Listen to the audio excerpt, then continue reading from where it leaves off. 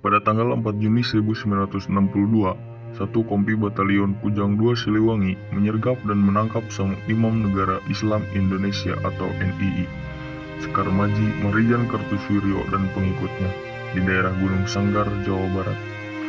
Sekar Maji Marijan Kartosuwiryo lahir di Cepu pada tahun 1902 dari keluarganya seorang mantri. Dia mengenyam pendidikan sekolah alat berat. Dia ternyata pernah jadi editor di koran Fajar Asia di Surabaya, di kota Surabaya. Kartosuwiryo berguru kepada Hos Cokro Aminoto, bahkan menjadi sekretaris pribadinya. Dia juga menjalin pertemanan dengan murid Cokro Aminoto lainnya, salah satunya yaitu Insinyur Soekarno, yang kelak bersimpangan jalan dengannya.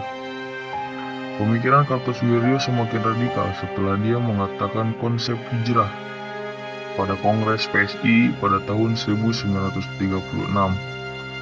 Saat Jepang menjajah ke Indonesia, Kartosuwiryo bergabung dengan Majelis Islam A'la Indonesia atau MIAI dan di Jawa. Bahkan Kartosuwiryo juga aktif membina gerilyawan-gerilyawan di sekitar Banten dan memimpin sebuah laskar Hizbullah yang berbasis di Malangbong.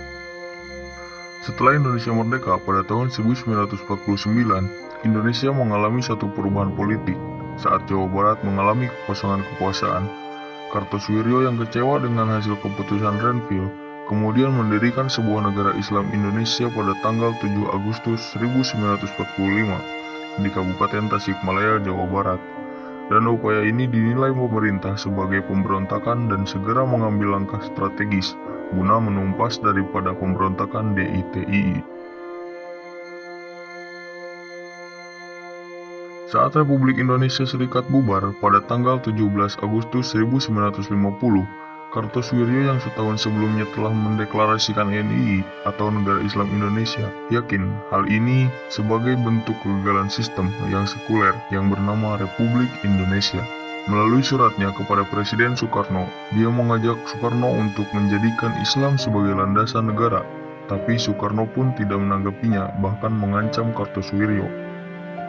Akhirnya pada tahun 1950 hingga tahun 1952, pihak DITI kemudian banyak melakukan inisiatif serangan pada pemerintah Republik Indonesia ke kota-kota atau pos polisi. Kartosuwiryo dan pasukannya tidak hanya menyerang pada malam hari, tapi juga dilakukan di siang hari. Butuh waktu yang cukup lama sebelum akhirnya gerakan DITI dapat dilumpuhkan oleh TNI dan Kartosuwiryo pun berhasil dibekuk oleh TNI. Kartosuwiryo mengenakan kemeja lengan panjang dan sarung kotak-kotak dan juga sebatang rokok yang tidak pernah lepas dari impitan jemarinya. Selama masa pengejaran, mereka bersembunyi dan bertahan di dalam hutan yang membuat tubuhnya jadi rentan dan tidak terawat. Saat tertangkap, dia diserang berbagai penyakit di bagian tubuhnya. Badannya kurus, rambutnya kusut, dan kumisnya yang sudah memutih. Dia terlihat lebih tua dibanding usianya yang pada saat itu berusia 57 tahun. Kartosuwiryo menjalani persidangan selama 14 hingga 16 Agustus 1962. Dia dikenai 3 tuduhan, yaitu memimpin dan mengatur penyerangan dan hendak merobohkan pemerintahan Republik Indonesia yang sah, dan juga perancangan pembunuhan presiden. Pengadilan Mahkamah Militer menyatakan Kartosuwiryo bersalah dan dijatuhi vonis hukuman mati. Upaya terakhir Kartosuwiryo yaitu meminta grasi kepada Presiden Soekarno. Namun grasi itu gagal. Presiden Soekarno menolak grasinya dan dia pun harus menjalani takdirnya. Pada tanggal 12 September 1962, sebelum eksekusi mati Kartosuwiryo dilakukan, beliau mendapatkan kesempatan berkumpul bersama keluarganya dan satu dari 4 keinginan terakhirnya. Yang hadir dalam pertemuan tersebut diantaranya adalah sang istri Kartosuwiryo, Dewi Siti Kalsum, dan hadir pula kelima anaknya, Tahmid Basuki, Rahmat Dodo, Muhammad Dardak, Kartika Kumarasari, dan Henti.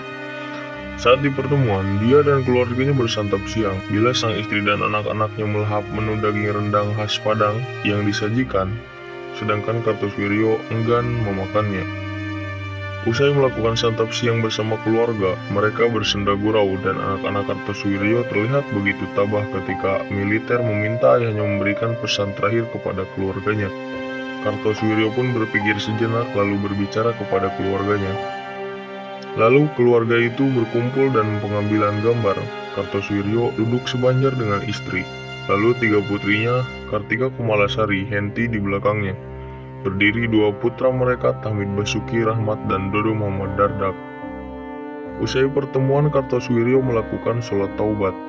Setelah itu, seorang tentara, yang mungkin seorang imam dari saksi kerohanian TNI, memberikan wejangan. Kartosuwiryo menyimaknya dengan memejamkan mata. Seorang petugas datang memborgol tangan Kartosuwiryo dan membawanya ke sebuah ruang tunggu. Di ruang tunggu yang lebih mirip gudang itu, Kartosuwiryo masih sempat menikmati sebatang rokok sebelum mobil tahanan membawanya menuju kapal PGM. Di atas kapal PGM, Kartosuwiryo berbaring di ranjang, kepalanya diganjal bantal. Di ujung ranjang ada 2 petugas bersenjata.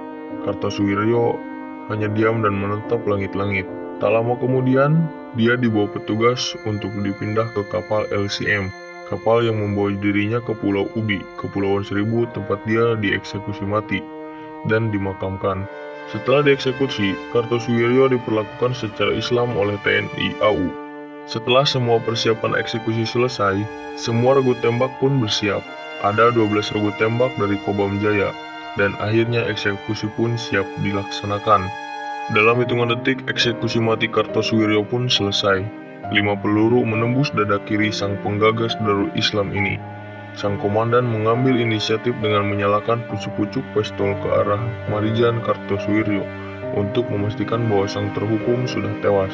Dan setelah dieksekusi, jasad Kartosuwiryo pun diperlakukan secara Islam oleh TNI. Itulah berikut kisah sang penggagas Darul Islam atau Negara Islam Indonesia, kawan Bung Soekarno, sang imam dari Darul Islam atau Negara Islam Indonesia.